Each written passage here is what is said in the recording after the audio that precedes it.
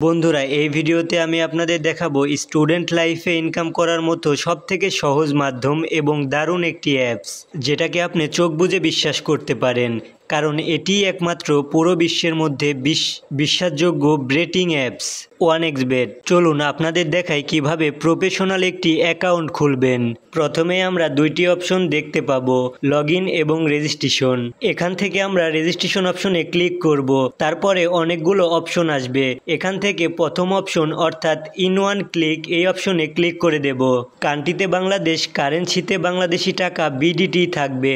শুধুমাত্র প্রোমো কোডের জায়গায় আমাদের অফিসিয়াল প্রোমো কোড BH66 এটি বসাবেন। আমি আবারও বলছি, আমাদের অফিসিয়াল প্রোমো কোডটি হলো BH66।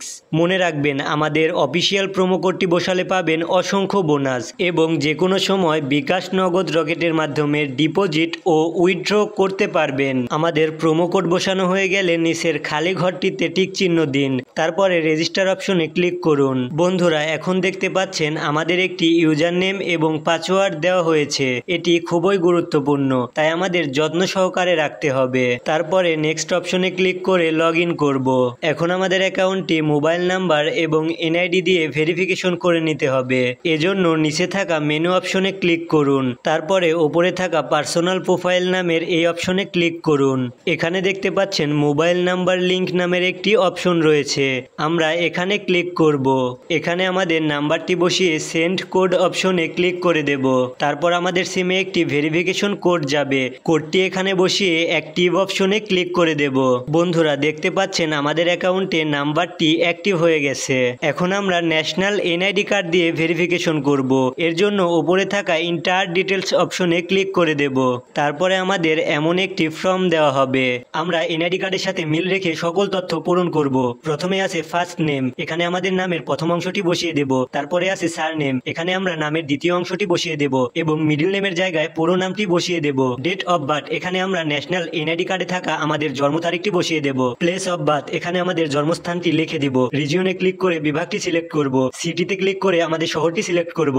রেসিডেন্স অ্যাড্রেসের জায়গায় আমাদের জেলাটি সিলেক্ট করব। ডকুমেন্ট টাইপ সিলেক্ট করে ন্যাশনাল NID সিলেক্ট করব। সিরিজে ক্লিক করে 1 লিখে দেব। ডকুমেন্ট নাম্বারের জায়গায় NID নাম্বারটি বসিয়ে দেব। ডেট অফ ইস্যুজ বাই এর জায়গায় NID কার্ডের পিছনে থাকা ইস্যুজ তারিখটি বসিয়ে দেব।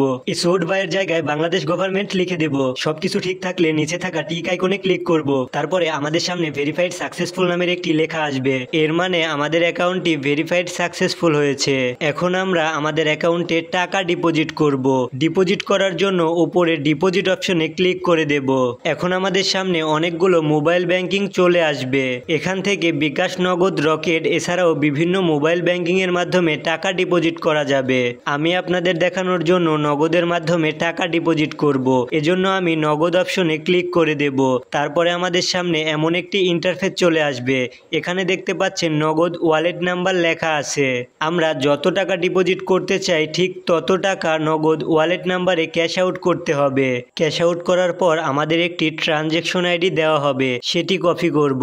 তারপরে আমরা অ্যাপসে ঢুকে অ্যামাউন্টের জায়গায় যত টাকা ক্যাশ আউট করলাম টাকার পরিমাণটি লিখে দেব। ক্যাশ আউট নাম্বারের জায়গায় যে নাম্বার থেকে ক্যাশ আউট করলাম সেই নাম্বারটি লিখে দেব। ট্রানজ্যাকশন IDর জায়গায় আমাদের কপি করা ট্রানজ্যাকশন IDটি পেস্ট করে দেব। তারপরে কনফার্ম অপশনে ক্লিক করলে দেখবেন ডিপোজিট রিকোয়েস্ট সাকসেস নামের একটি লেখা চলে এসেছে।